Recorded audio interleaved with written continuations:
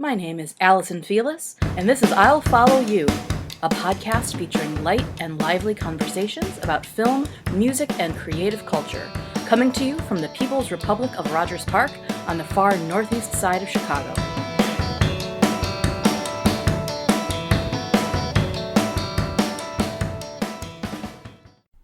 Welcome to the Perfume episode. Well, hopefully the first of many Perfume episodes.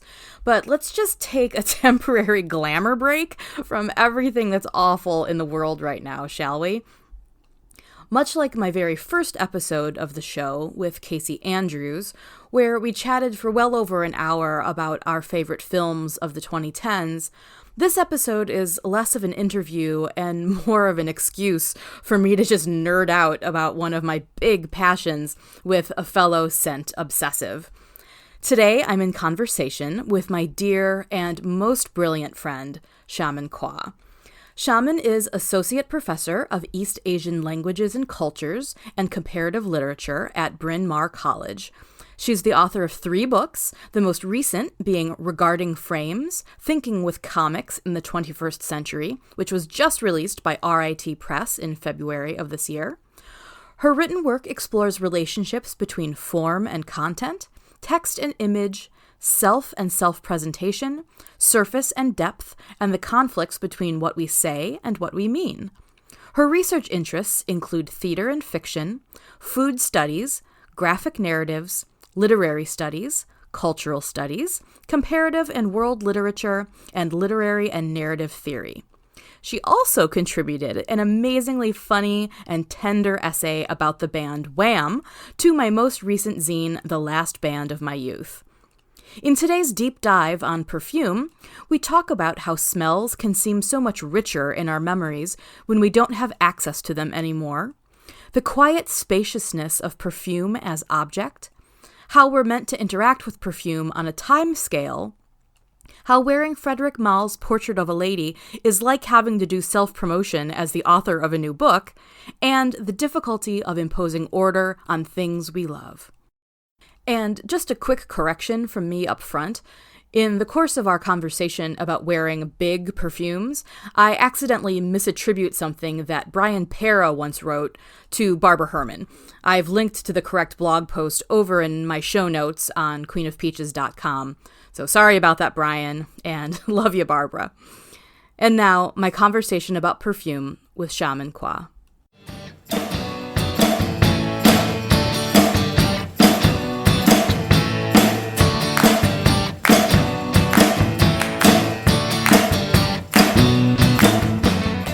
So hello, Shaman. Thank you so much for being with me today.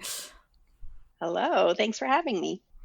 No, I'm super excited because I sort of feel like we've been meaning to have one of these deep dive perfume conversations, and what better circumstance than when we're all quarantined in our homes, like just have a chance to totally nerd out about something delightful and frivolous. Yes, I just realized I should have made a big pile of bottles or something in front of me. But I think we can just go by the memory of smell. Well, and that, yeah, I mean, like the memory of perfume, like that's a big part of, I think, what I'm definitely interested in hearing more of your perfume memories. So yeah, that's gonna play into this chat, I'm sure. So I have to ask before we even start, like, are you wearing any perfume today? I am not. I'm really in full-on COVID mode. I'm wearing pajama pants and a sweatshirt. And I don't know why I did this today, but I put my contact lenses on, even though I haven't left the house in like 6 days. For some reason, because I knew I was having this conversation with you, I thought I would make an effort, and that was the extent of it. No, I love it. Yeah, I've been sort of going back and forth between, like, every once in a while, I'll put some lipstick on, like if I have a Zoom meeting or something, But no, right. Knowing we were going to be having this conversation about perfume, I looked at my collection and I was like, what should I wear today? And so I put on not one of my favorites, but I put on Christian Dior's Eau Sauvage, mm-hmm. which was like my dad's like scent that he wore, and so oh wow. Yeah, and it's actually like his bottle that like I took from our house before it sold. So I'm happy to have it, and it's I Oh, recognize that it's a wow. classic, and like I the joy of it is less the scent and more the scent memory and the fact that it was so special to him. So Hmm. Yeah, when we text each other about perfumes, I often say things like, "Oh, this smells like Old Spice," and I was thinking about why I said that, and I think it's because, like you, like my grandfather used to use it, I guess, and so that's something that wasn't like that. It wasn't just like a house kind of smell, like cooking or things that were in the house, but it was like something that he sort of consciously added. And I feel like you pay attention to those things because of that. So now I regret that I didn't make, in addition to my contact lens effort, an Old Spice related effort. well, yeah, maybe you'll be inspired after it's over to go douse yourself in perfume. Yeah, for sure. I will. Well, because that's one of the things that I follow a lot of like people online who talk about perfume, which is why I'm so excited to actually talk to you, because mostly like the quote unquote conversations that I have about perfume are sort of like in the comment sections of like other people's like Instagrams and stuff. Mm, So it's hmm. like a joy for me to like have actual like one-on-one conversation with someone to actually talk about it. But anyway, whole point of what I was going to say was that Jessica, who blogs and Instagrams at the Perfume Professor, she was talking about working from home now and using this as an excuse to wear Mm, non-office appropriate perfumes, stuff that would sort of like be a little too right. overbearing. Like if you got in the elevator next to someone, it's kind of like, well, I'm working from home, so I'm Hmm. just gonna like spray it all on. So I've been trying to like use that as my guiding light to be like, oh yeah, remember to like go put some perfume on in the morning, like even if I'm just wearing yoga pants. Right. That's a good strategy. I'm going to try to institute that. So let's like crank this back to the beginning, to the early days. I mean, you just were talking about your Okay. grandfather's Old Spice. So was that like a conscious thing? Like what was smell like for you? Yeah, as a little kid. Hmm. I mean, was it the familiarity with other people's colognes or perfumes that they might have been wearing? Was it more like cooking smells? Was it Yeah. gasoline at the gas station? Like how was that for you? Yeah, sure. I mean, I grew up in Malaysia, and I think it's just like a much more smell. I don't want to say smelly, but they're just so much richer smells all around you, and I guess it has something to do with, the climate that's kind of like damp and hot, and then something to do with the way that people got their food, because there were always wet markets. And I lived in a suburb outside of Kuala Lumpur, and one really amazing thing that I wish we had now is that the individual grocers, or like specialized salespeople of different things like bread or meat or vegetables or like fresh tofu, they would come on vans or on motorcycles that were rigged out with containers through the back alleys, between the rows of houses. So the backs, like there would be lanes between the backs of each row of houses. So, like the backs of one set of houses would be facing the backs of another row of houses. And then these vans and motorcycles would come through at certain times of the day. So, at lunchtime, there would be kind of prepared food guys who would come with hot food that they would sell. And since most school children would be home at lunchtime at a certain age, I remember like really distinctly, going out to the back with my mom and like bringing in, like ordering food and then bringing it inside and having it for lunch. And the smells of the carts, like there's like certain smells that I think of as like the smell of my childhood. Like I don't know, like fried shallots and um, this kind of rice porridge and the smell of kind of wet vegetables and, kind of like skanky things too. Like when the meat guy would come, it was just like just raw meat sitting on a truck. It was really fresh, but it smells like meat. And like those kinds of smells I don't have. I like when I moved to America in the mid 80s, that was something that changed immediately. And I remember um, I moved to America a year before my parents, and I remember like I lived in my aunt's house with my cousins and my aunt and uncle for a year, and I remember making myself these instant noodles that I would put just like all kinds of stuff into. It was kind of disgusting. I think my cousin Lyman was really like grossed out by it, but I would fry like these dehydrated onion flakes and garlic flakes and stuff and add them to my noodles because I missed that so much about Malaysia. So there were those smells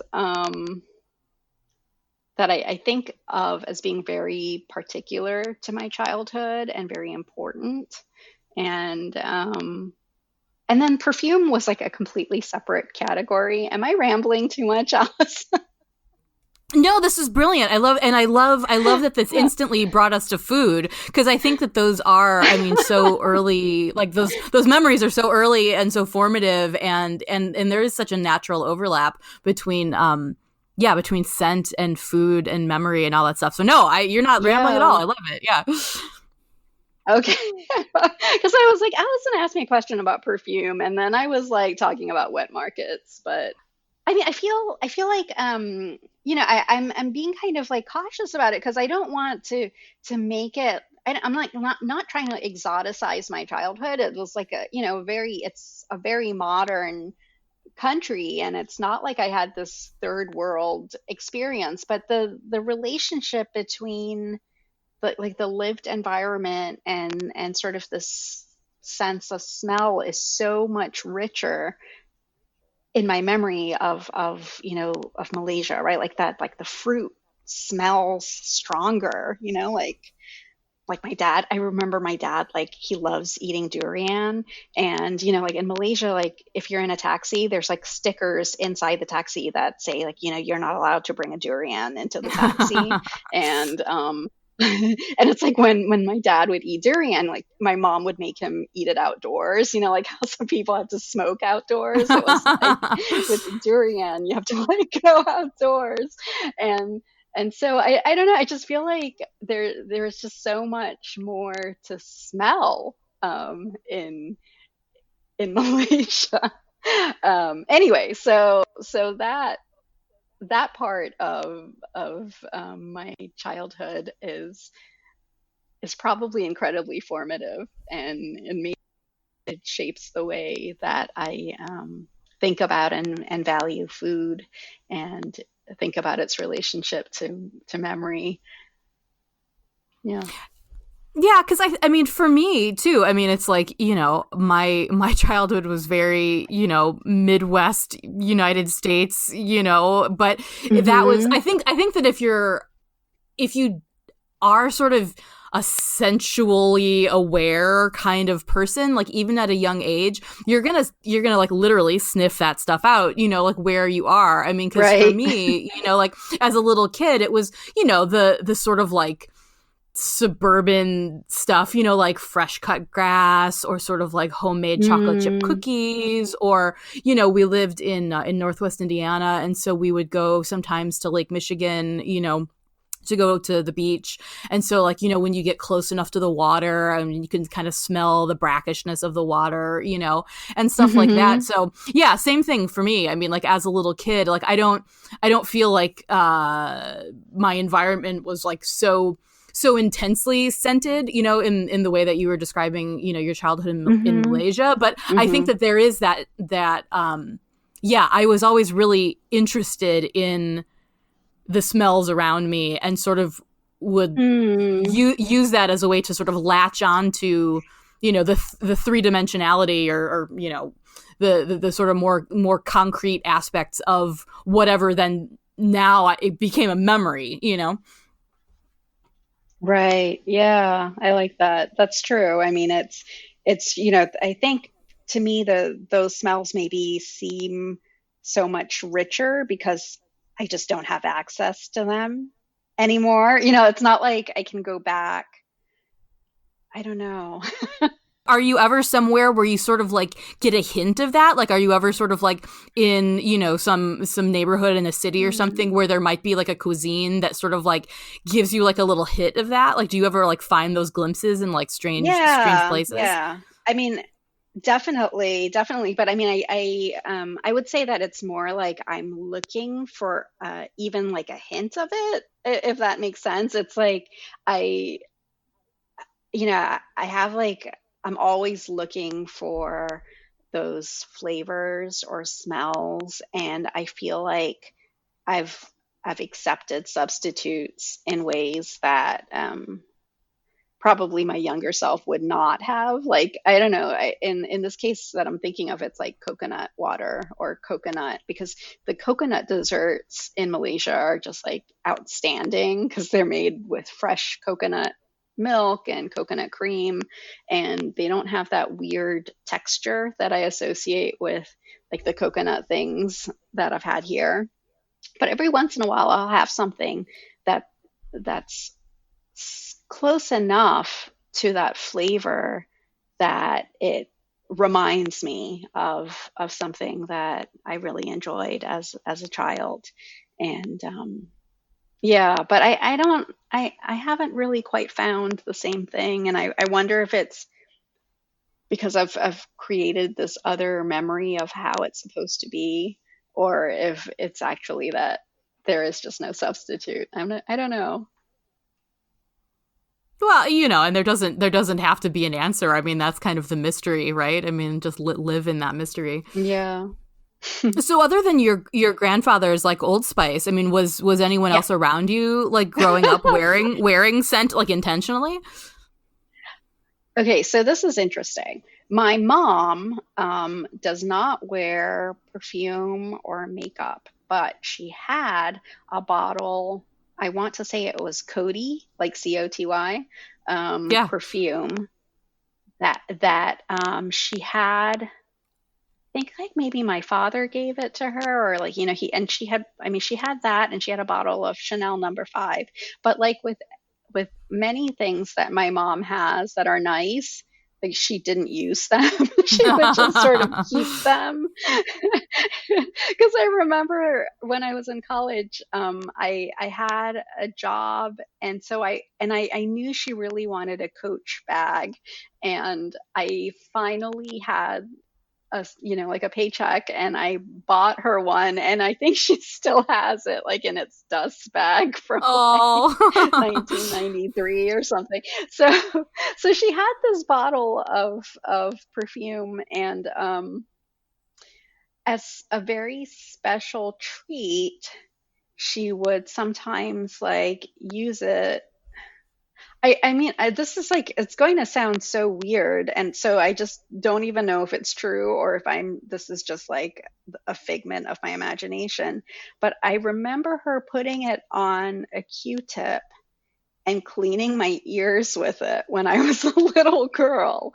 And then I would smell it all day or all night, because sometimes she would do it at night. And like I associated perfume like of that kind with like something really luxurious, and I thought of it as something like expensive that needed to be rationed, but also as something sort of like unusual because of that memory that I have. um I don't know. It was like this like really exotic thing that was in a tiny glass bottle that like never was touched, and nobody used it, and it wasn't like it was treated like medicinally, but it was just like a treat. But it's so weird now that I tell you about it. Um, I don't know. That's my perfumed childhood. No, that's so cool because I do This think there is is a difference between like how, an older generation would sort of, like you said, and not even, I was going to say like revere, and that's definitely the wrong word, but there definitely was like more of that, like where it was set apart, because I remember like my grandmothers, like both on both sides, like that they, in their bedrooms would have like, the little glass tray on their dressers that would maybe have like one or two mm, small bottles, with then like their bracelets or their like earrings around it or whatever. And I was obsessed with those bottles, like both of my grandmothers, like whenever I would like be at their houses, and if like, I was just left free to roam, like I would always go into their bedrooms and like, just take off the cap and like try to sniff it. And even at home, like with like my right. dad's cologne and with what was left after my mom passed away, like a few bottles that were still left at our house. And Mm-hmm. Mm-hmm. yeah, but there was this sense that like now, I mean, like all of my perfumes are just like in a huge jumble, like on my Right. on a bookshelf, like in my office, and like I've got all these like Right. baggies of like little samples, and that's a definite difference, that there isn't that sort of like Yeah. Yeah. quiet spaciousness, surrounding, the perfumes as objects. Yeah. And when you talk about that, that reminds me of again, like this is like when I first moved in with my aunt's family, that she had a tray, and it was like I think the perfume that she wore the most was opium. Mm, And I remember like it had that like kind of very exotic bottle, and it was just um like it had its own tray. yeah. But like there was what was the other one, that was it called Giorgio? It was like with a yellow and white stripe, like an awning. I can't remember. She had like these brand name fragrances, like when you go into the department store, I guess it's probably still the same way, but there are like these ladies who would just stand there and spray like when you'd Yeah, walk yeah, yeah. into, I don't know, Bloomingdale's or whatever. Like I feel like a lot of those bottles were the kinds that she had. And I remember my cousin who I just worshipped, and she's 4 years older than me. She like her perfume was Calvin Klein's Obsession. Nice. And it's like so 80s.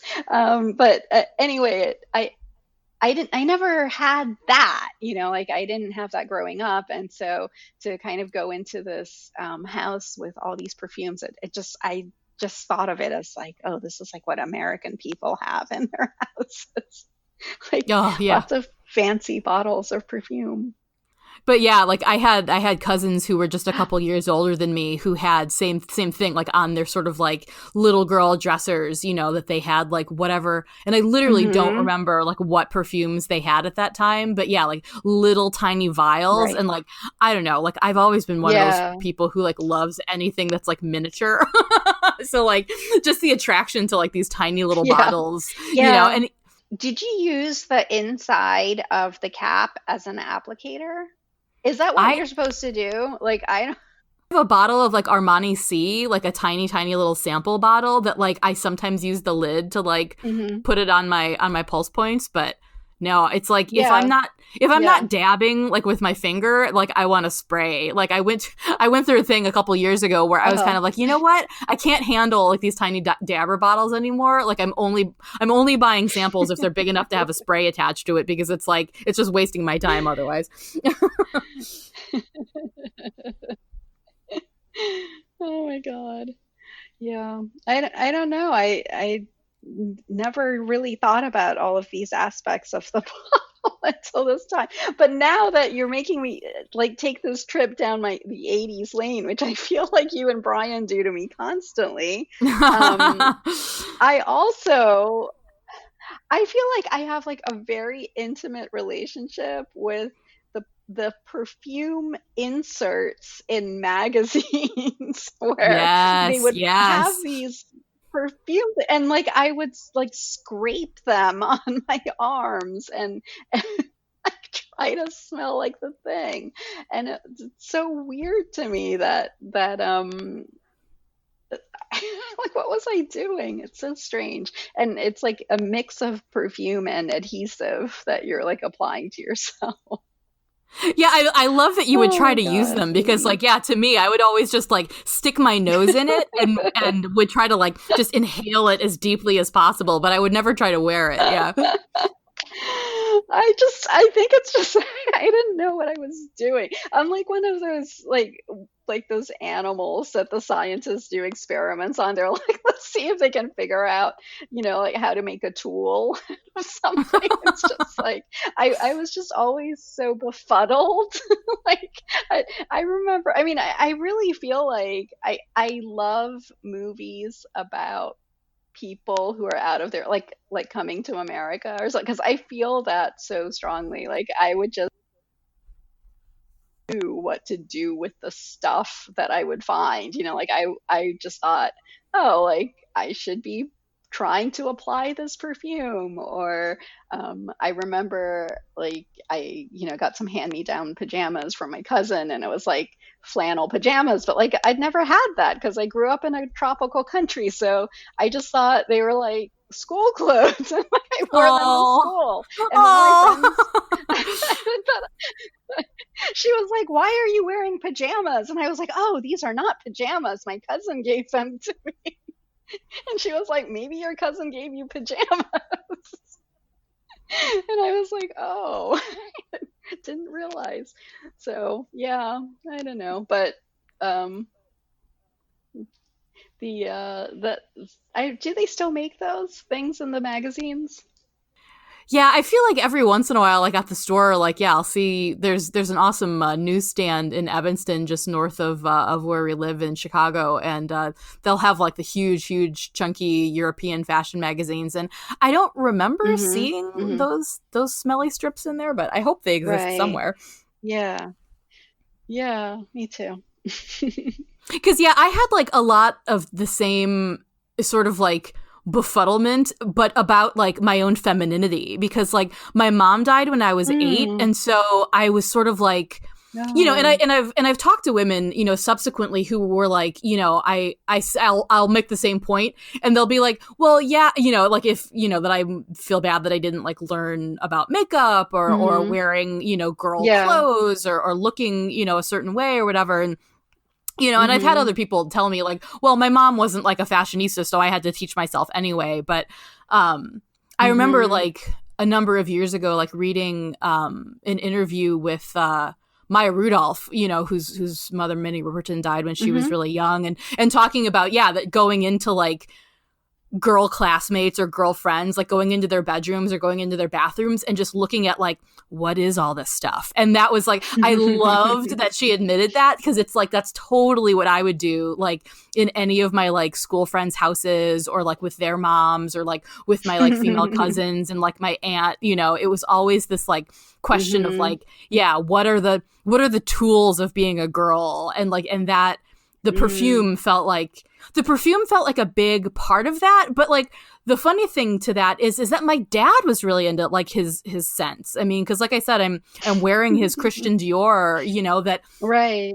the Eau Right. Sauvage, and he was always like really, really intentional about like, if we were going to go out to see a play or something or go out to see a concert, that he would always like put it on before he left the house. And I just remember like, family friends or whoever we'd be seeing, like wherever we went, they would like hug him and be like, oh my goodness, you smell so good. and Mm. and then I remember like his friends, like his man friends, like wearing, I mean, I wish I knew now like what colognes they would have been, in the 80s. Because, yeah, certain sort of like patchouli, like musky smells, like I still just love, because it makes me think of like being a little kid and like hugging, my dad's friends, or my uncles or whatever who Mm. smelled really good. So Yeah. like I love like men's scents, because they just, it's like this Mm-hmm. attraction that it's like I want to like have it for myself, you know. It's like if I don't know that many men Yeah. anymore who wear scent, you know, it's like Brian like just 100% never will. So it's like,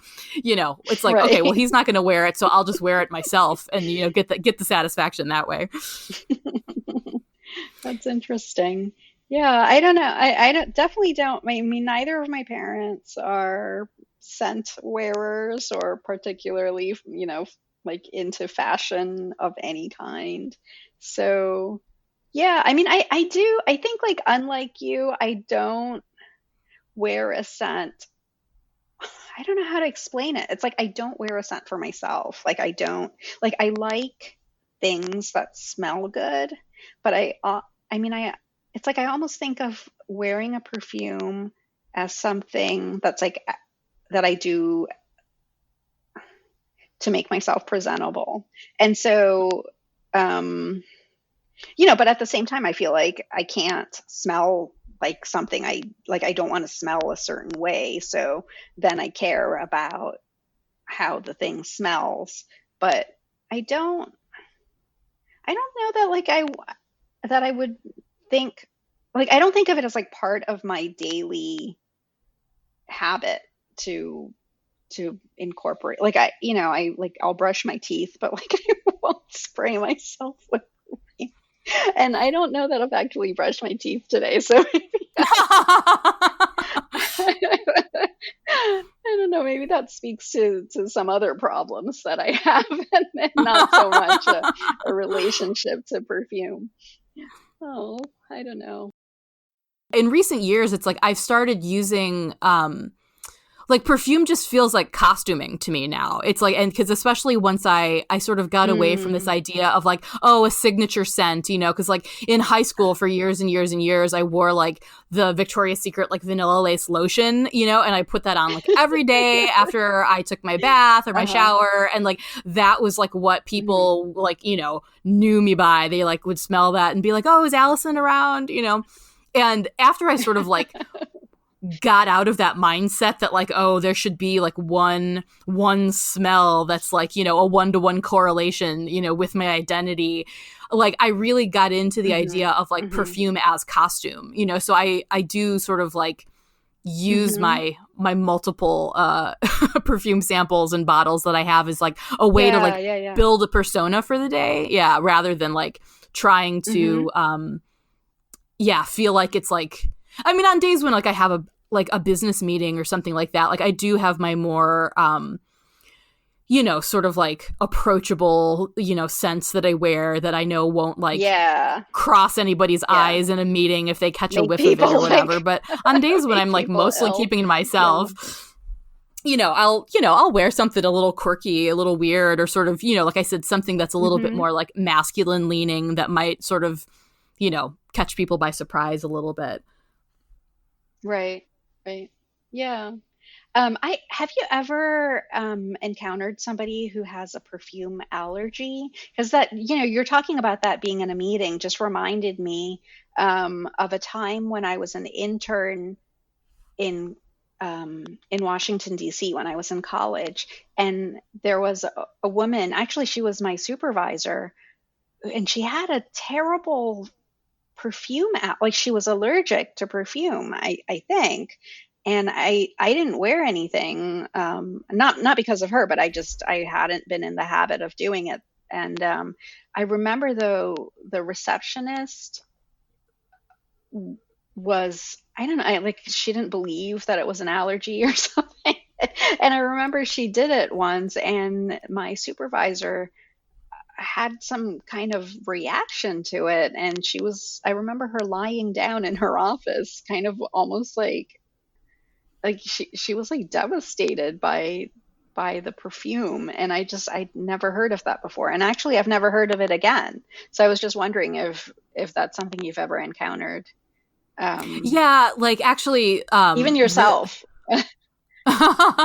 no, the a guy that I dated like right before I got together with Brian, like so his brother's long term girlfriend had a real bad sensitivity, and so at their other brother's wedding, like they said, like no scented candles, like please don't anyone wear perfume because she's going to be here and it's part of the ceremony, and we want it to be like a scent free thing. And the Buddhist temple that I go to now, they've also imposed like a unscented zone, you know, where they ask if you come to you know, the morning sittings or whatever, to like not use lotion or like heavily scented soaps, because there is someone who attends who has a sensitivity. Yeah. Oh, wow. Which I just feel like, how tragic. I would be so sad. No, I mean, I maybe it's because of her that I feel so like self-conscious if I'm wearing something like Portrait of a Lady, where I feel like every time I get close to somebody, I just want to apologize. Like, do I smell too strong? Is it okay? Like, are you disgusted by me? Did I ever send you that like blog post that I think it was written by Barbara Herman, who wrote the wonderful book Sense and Sensibility? I'm blanking on the title, but I'll put it in the show notes. But there's this wonderful blog post where she talks about like getting ready to go out for the night with like a friend and like another friend who was like a real perfume obsessive, and they like doused themselves in whatever, like, you know, was their scent for the night. And they got in a cab, you know, and the cabbie like gave them a dirty look. And I love the way she puts it, like in the blog post, where it was kind of like, never let anyone tell you that you shouldn't smell as grand as you want to smell, you know, something to that effect. And, you know, and it's like, obviously, if you have like an allergy or a sensitivity, you know, like that's a totally separate issue. But like, yeah, if people are just giving you side eye because they're like not into your perfume, it's like, well, get over it. So at what point then did you start getting into like perfume, like more intentionally, like as a thing that you were like paying attention to? I think I told you this before, maybe, but I think it was when the Gap made Grass perfume. Grass, yes, Um, yes. oh my God. Like I think that was this like kind of breaking point moment for me where I just felt like, oh, like you can get something that you think smells really good and it doesn't have to smell like, I don't know, like, you know, a Parisian $200 a bottle thing, right? Like that somebody, there were like other people out there who liked the smell of grass. And so I think that was the one thing that started turning me around to thinking about how a smell could be part of an outfit. Like I really, you know, like I like clothes a lot, and so that was like always really easy for me to like not think of it like very self-consciously, or I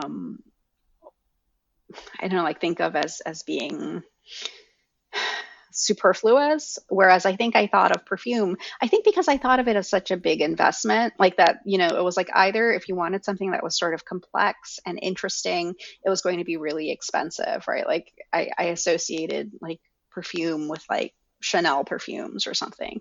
And and then like on the other end of the spectrum, it would be like those aerosol cans that they would sell at you know, like Rite Aid or CVS that were like, if you like the smell of opium, you will love the smell of like Rapture or whatever, like that. It was like supposed to smell like opium. I definitely had one of those like obsession canisters, and I would wear so much of it. And like I remember going to like a theater rehearsal, and like there was some boy I had a crush on or something, and so like I put a shitload of this perfume on, and like there was a girl who, like, I don't know if she had an actual perfume sensitivity or was just being a diva about it. She was like, "You're wearing way too much perfume," and I was like, "Oh," like I was self-conscious about it, but it was definitely one of those like aluminum canisters that like someone gave me for a gift. Yes, those like skinny aluminum cans. I remember like I think I bought the one that was supposed to smell like poison, and it was just like it's really gross, like to think about that, how easy it is to really like super saturate yourself with an aerosol can of perfume. But like you said, I mean, it does sort of break that. It does sort of break that idea of perfume being this like precious commodity, though, where it's like if it is cheap and like Yes. widely available, it's kind of like, well, then yeah, I'm just gonna like spray it all on me, you know? Uh, anyway, so yeah, I think grass was like my big moment where, and also, I feel like the grass, which I associate with like the mid '90s, was like also the time when all of these, um, I don't know, like fragrance affiliated kinds of stores were coming into full possession of the marketplace. Like they're, like Bath and Body Works and the Body Shop, and I don't know when Lush started showing up, but I feel like Lush is like the kind of store where you're like, whatever block it's on, when you get within three or four stores of it, you're like, oh, there's a Lush store on the street because Yeah. it Oh, has yeah. such a specific smell. And so I just feel like it became, I don't know, like I feel like people, not just me, I think, but like that people sort of became more aware of smell as something that you would add to your outfit, and it wasn't so niche, or like it wasn't like either one very niche and expensive and a luxury good, and like on the opposite end, not something that was like, like the aerosol can of whatever, or like the desperately scrubbed against adhesive strip from a magazine smeller, like that there was like stuff in between suddenly. Like you could just buy soap that smelled like vanilla, or whatever it was, like that there were all these other accessible ways to introduce something that was consistent into your sense of, your appearance, or um, how you wanted to see yourself and other people to see you, became also like smell became part of it. And that that I think probably has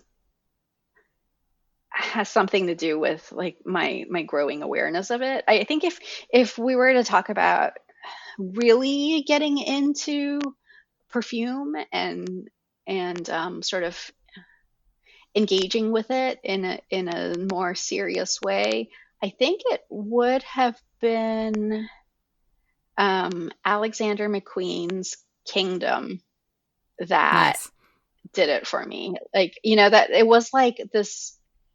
Because I loved Alexander McQueen. I was just like obsessed with him, and I would like wait for the fashion shows, and like salivate over the pictures, and um, Kingdom. So I bought Kingdom without smelling it. Like I was just like, I need to have this, and I was like really grossed out by it the first time I used it. Like I was so disappointed, because it to me it was just like it was so aggressive, and like how I said, I felt like I needed to apologize for it, but like even to myself I was like, this is gross, like I can't smell like this. Like it was just really overpowering. Hmm. And then I just, I don't know, I grew to really like it. Like maybe I grew to love it, and it was sort of, I think, transformative in my thinking about um, how, I don't know, like how it's not.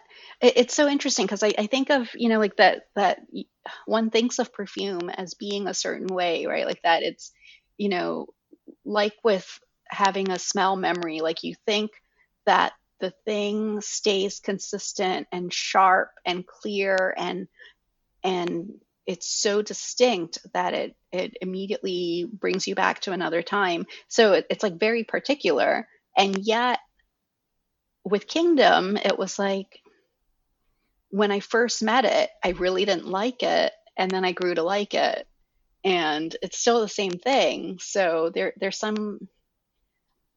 some kind of temporal aspect that I hadn't had before with perfume, where it was like something that I grew to like. And but at the same time, I think because of that experience, now there are things that I think I like immediately, and then I grew to really not like. And I don't think I'd had that experience before. And at the same time, it sort of made me more interested in perfume and thinking about it, which is, I guess, how I ended up at this point where I'm actually talking to you about it, which I couldn't have imagined. Like it just wasn't something that I thought about. It was like either, oh, you like it or you don't like it. And, that person wears too much of it, or, you know, I, that smell, I never like that smell. Like, I don't like the smell of lilies, or I don't like the smell of a certain, I don't like fracas, or, like things like that. Like that, I always felt like that's how I thought about fragrance. But I think it was only in like the last 5 years or so that it's probably been more than 5 years since Kingdom came out, though. I guess 10 years that I I started thinking about it as something um, that evolves and changes. Maybe I mean, it's just that I'm getting old, I guess. But it's interesting. Like it's nice. It's nice. It's like a nice way to think about one's relationship with time and objects. I'm rolling my eyes at myself right now. No, I love it. No, I love it. That's so apt and so astute, because like I do think that is part of, again, like if you're a person who has this interest in perfume, like I think that most people do have that sort of like a like moment of awakening where it's like, oh, this is an art form. Like this isn't just a cosmetic, and this Yeah. isn't just sort of like a frivolity. Like there's art and thoughtfulness, and yeah, like you said, a progression through time, and in a Hmm. way that it changes you, like you said, that like something that you thought that you would hate, Yeah. that then if you give yourself a chance to sort of get to know it and sort of get to know the nuances, it's amazing like how much you can sort of self-educate, if this is something that you're into, and as far as expanding what you thought Hmm. was Hmm. pleasant to smell like. Yeah.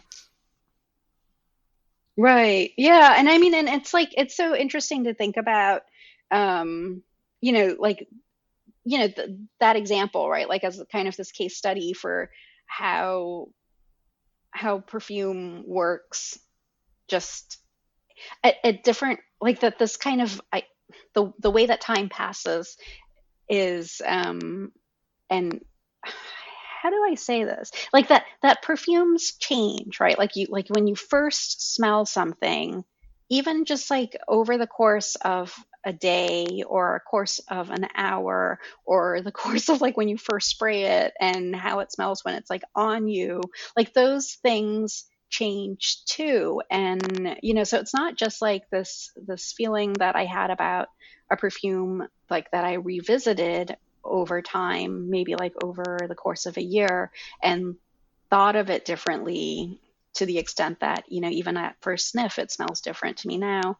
But that's sort of how we interact with perfume, like how we're meant to interact with perfume in general, on a much shorter time scale. That, you know, to talk about, and that goes back to this, how we started this conversation, which is like we were talking about a smell that evokes a memory from like 40 years ago, and its relationship to our present tense. So yeah, it's interesting to think about how the smells of perfume are kind of like coded into the way that perfume works, and then also into the way that people look back on smells and talk and think about them over decades. I'm feeling like very wistful now in this Hmm. conversation. Well, I think perfume does that. I mean, there's all those scenes in movies or whatever of people sort of like, smelling the shirt of, a loved one who's left them or died or whatever and Mm, crying. But it's yeah. true. I mean, that like memory connection and that sense of connection to the past and whether that's the perfume itself or the genesis of it, because it's like I know a lot of perfumers, it's like that's why they create their perfumes, is saying like, oh, I remember the smell of such and such and I wanted to create my homage to that, like Poudre de Riz, which is one of my favorites, that yeah, it's supposed to smell like, someone threw the windows open in a hot summer room and you can Mm, smell the sort of like, sunny beach smells, but then combined with like the sense of sort of like powder and oils that you would put hmm on your skin after you've been in the sun. And so yeah, I love that Hmm. idea of like trying to capture that kind of memory, and then whatever the perfumer's memory is now gets transferred over to me, and like hmm I have my own whole distinct bunch of associations with the perfume that Yeah. had its genesis of in their imagination. There's like a narrative that's kind of given to you, and then you add to it, but it really does, it evolves over time. It's quite lovely. So speaking of evolving over time, like what are your faves right now? Like what are you loving? Like what are you really into? I am still totally into this Kismet from Lubin. I'm just like, that's my first go-to perfume, and I think you know I really love perfumes like that. Like they've got that kind of tobacco-ish smell. I like Jiki by Guerlain. And I go back and forth between those two. I haven't really, I went through this phase where I was trying all kinds of different things, but I keep going back to those. I feel like that's like my safety blanket smell. Nice. And I don't know if anyone, and like I said, I don't have to, I love Portrait of a Lady, but I really do feel like it's like in the same way, like I don't like to promote my book or my writing in general. Like I feel like Portrait of a Lady is like a little bit like that.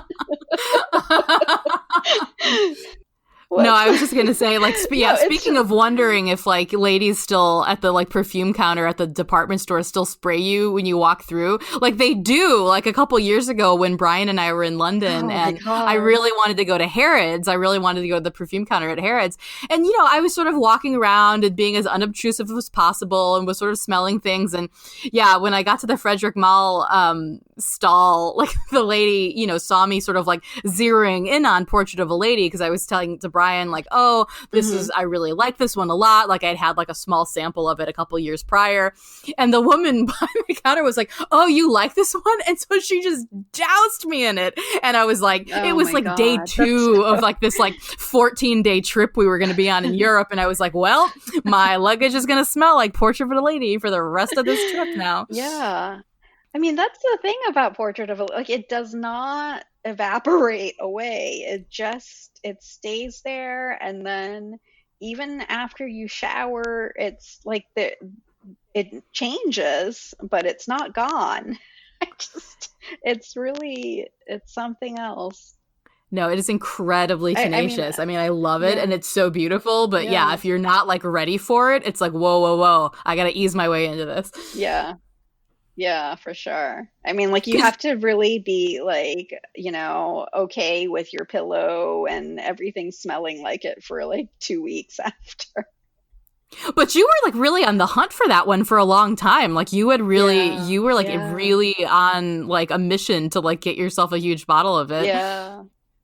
I totally was. And you're the one who like enabled that because you sent me this coupon for like, I forget, it was like Nordstrom or Neiman Marcus or something because they never go on sale. And I had gotten it as, it was in my sample it in my beauty bag sample from Liberty of London, with Mojave Ghost, and I was just like, wow, Liberty of London is like really and truly like a store that was like where I should have, in a better life, like just lived in for like my days, ended my days in that store, because it was like, wow, they even pick smells that I would never have sought out on my own, but I really liked both of those, especially Portrait.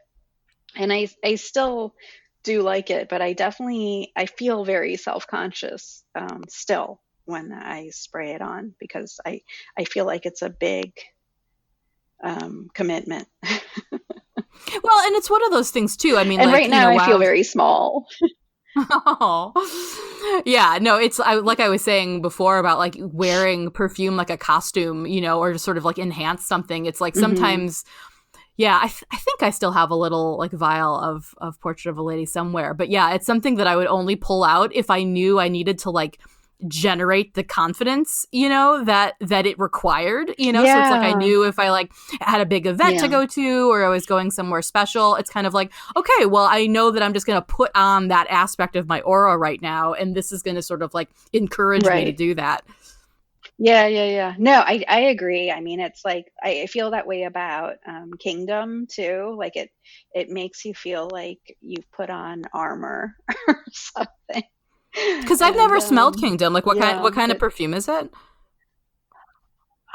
I can't even. I mean, I can't tell you. I think like I've read descriptions of it as saying it, it has like cumin and patchouli, but like I couldn't tell you. It's this overpowering. It's like I don't know how to explain it. I mean, I really don't. It's like blood. Oh, So wow. it just feels so, it feels big, and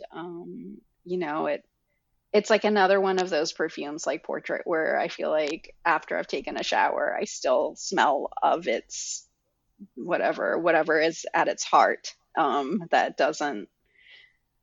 that doesn't always, like that you don't have access to because it's got all these other layers on top of it usually. But Yeah. there's something about those two that, yeah, like there's this after smell of it. And I don't think they make Kingdom anymore. I smelled the one that they only sell at Harrods. That's McQueen's also. I can't remember what it's called now. Um, but it wasn't like Kingdom, which was just so weird and eccentric. I mean, like they said, cumin, like it's got that like weird, deep, kind of musty smell, but it's bright too on the top of it. So I don't know how to explain it. Yeah, Well, so that's the next question. Like all these but samples, like what do you have? Like, what's your organizational method? Like, do you have one? like zero. There's none. It's the same with my bookshelves. Like I know basically where everything is, um, but no one else would be able to find it, and I would never be able to direct somebody. Like if I were like, for whatever reason, not able to visit either my bookshelf or my perfume, I can't even say collection because it's just like scattered all over the place. But like no one else would be able to find it. Whereas I, I can, I can, in my imagination, like I can see where everything is and I would know where to look, but I would not be able to, tell somebody how to find things. So everything's just like a big jumble, and there is no organization. Like every once in a while, if I have, the inclination, I will try to put things together, like orange blossom stuff in a group, but it very quickly falls apart because I don't have that sense of order, I guess, with things I love, books, people, and perfumes. and food in my pantry. It's like they're just, they're there No, at the my ready, but I don't always know exactly where they are. the what little organization I have is actually thanks to you, because like we were like Oh, texting a while ago, and I think it was right around the time that you'd gotten like the little bottle of Mojave Ghost, because you were like, oh, have you smelled hmm this? And I knew that I had a sample of it somewhere, because like I got really into the Byritos like for a period of time. And uh-huh. I think I had things like sort of loosely, grouped by dominant note or something, and I had no idea where I put that. And so then I was like on this crusade to like do all of my samples alphabetically, so that like even if I couldn't Oh, find yeah. even if I couldn't remember, like what the dominant note was or whatever, it's like, okay, all my Byritos are like in my B little pouch of samples. And so I took a couple weeks to like sort through things and sort them out, and then like it Oh, was like wow. it was perfect for like a day, and then like as I acquired more perfumes, then just everything, it just, that original Right. organization is still there, but anything new did not go into that scheme at all. So Right. Exactly. Yes, and that's exactly what happens with everything. Like I always try to organize my books. Like I remember when I moved into my new office in 2012 or 13 or something, like I had this whole concept that I was going to organize my books into sections, and that worked when I first put the books on the shelves. But like you said, when you add new things, it just, you just cram them wherever there's room. So yeah, I don't think you're gonna. Well, maybe I'll ask you about something and it'll cause you to have to reorganize everything again. no, I'm very grateful to you for sort of like, like indirectly inspiring that, because at least it sort of made a little bit of sense out of things. Because yeah, I got really into like sampling. Like I know that there are people who will just like blind buy like full bottles, and like I just, yeah, I Uh-huh. like to smell a million different Yeah, you couldn't do perfumes. that. That's how Kingdom happened to me, though. That I was like, I must have this. I mean, sometimes it works out. Like Black Phoenix Alchemy Lab, who I love, unless you're gonna like do a decant hmm circle or something with like people on the forum, it's like some of the limited editions you can't get samples of. So I've sort of like Oh, okay. upped my ability to sort of deal with like the blind buy and being like, well, I may hate this, but I trust what hmm they do, and I've been smelling the perfumes long enough that I sort of know the notes that work on me and the ones that I should avoid. So I'll do a little bit more where I'll just like hmm go ahead and buy a bottle, but I try to be frugal about it. Don't only do one or two at a time. And I was going to ask what you were into right now.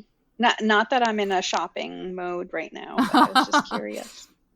Yeah, like I was saying, like I got really, really into the Byritos for a while, and I sort of feel like hmm the brand is sort of like it's a little diffuse now, like more than it used to be. Like I feel like their original core Mm. collection is like really, really solid, and like I really still do like love a lot of those, like Palermo and like Pulp and Incense Chambour I love, and Rose Noir, which you gifted to me.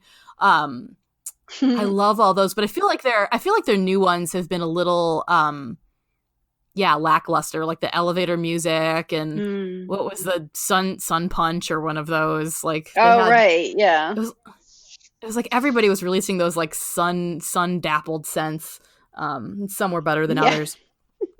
But no, the ones that I love right now, I finally just I bought a full bottle of Night Blossom from High Wildflower. Like I love High hmm Wildflower's lipsticks and perfumes. So she's one of my big favorites. I think I have Ancients and oh, what's the other one that I have? I'm blanking. The one that smells like Palo Santo. But I really, really love her stuff. So she's someone that I'm happy to support as an indie perfumer. And gosh, like this is when I'm hmm gonna have to like look at the picture that I took of my shelf before we hit record, because I knew I'd want to like refer to what's on my shelf. No, a lot of what I'm doing with like my full bottle perfume buys now is like if I've gotten to the point where hmm it's like I've ever bought like multiple samples of the same scent, like that's when I'm like, okay, I need to like finally just buy a full bottle of this. So like I just bought like a full Right. bottle of like this, the Tilda Swinton perfume, and Uh-huh. Tyrannico, which is one of my favorites, and like Tom Ford Soleil Blanc. I finally got like a little sample of that because I just love how trashy it Mm-hmm. is. So yeah, I think those are my big loves. I've been more hesitant to buy samples these days because I sort of feel like, okay, I have enough of a collection that like I know that all Mm-hmm. these bottles that are on my shelf, I know that I like all of them. So that sort of like takes some of the guesswork out. Like sometimes when I have like too many samples and like I can't remember like, oh, did I like that sample or did that become weird like on the dry down? And so Right. then that would like stress me out in the morning Yeah. when I was getting dressed. So at least now I know, like, if I go in and I have 2 minutes to like look at my shelf, I'm like, okay, I'm not going to be sad or like regret putting any of these on, you know? Right. Right. Right. Right. Yes. Well, Shaman, thank you so much for like having a big perfume nerd out with me today. This was awesome. That was fun. I totally want to like go, yeah, and like just dive in and like pull out fistfuls of stuff that I may have forgotten about. And I need to like, I know I need to like send Yeah. you a bunch of samples that we've been meaning to trade too. Oh, good.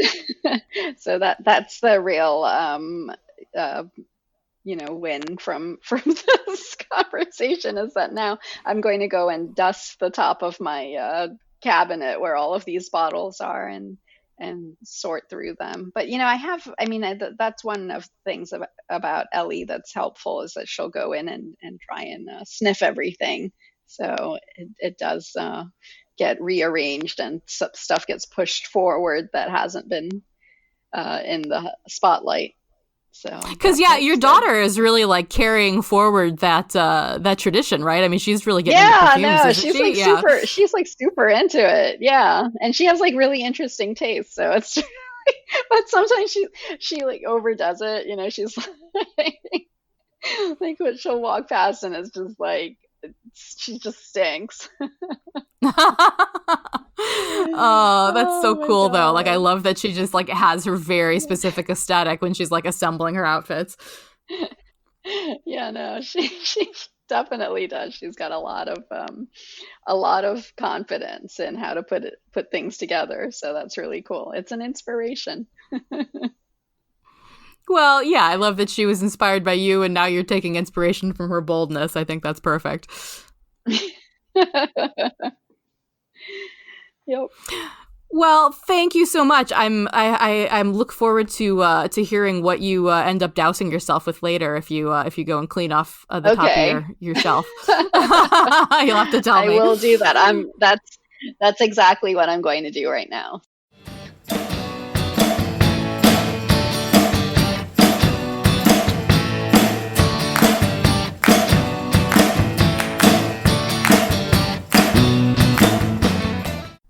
So, if perfume is something you haven't explored much and find yourself suddenly interested in now, you're in luck because there are so many ways to fall down the rabbit hole with this hobby. You can visit decant sites like Surrender to Chance and the Perfumed Court to sample tiny vials of stuff that may not otherwise be accessible due to price or exclusivity. You better believe I'm making a beeline over to one of those soon to see if I can find a little sample of McQueen's Kingdom. You can take a deep dive with wonderful books like Eliza Harad's Coming to My Senses, Turin and Sanchez's Perfumes, the A to Z Guide, Barbara Herrmann's Scent and Subversion, Chandler Burr's The Perfect Scent, or Catherine Haley Epstein's Nosedive. Or you can follow some amazing perfume writers online. Aficionadas at sites including Bois de Jasmine, OMG, and that's EAUMG, ha ha ha, I love that pun, Victoria, The Dry Down and Tinsel Creation, or the voices behind amazing indie brands like Black Phoenix Alchemy Lab, Eris Perfumes, and High Wildflower. And if you're looking for more of Shaman's writing, please be sure to check out her very recently released book, Regarding Frames, which will take you down a whole other rabbit hole of coolest of the cool contemporary comic artists. You can find Shaman on Instagram at shaman_qua, Or you can join her new COVID book club that's just getting started, reading The Story of the Stone, also known as Dream of the Red Chamber, at red_chambers_club. For complete show notes, including links to all these many goodies, go to my main site, queenofpeaches.com. Thank you so much for listening. Bye for now.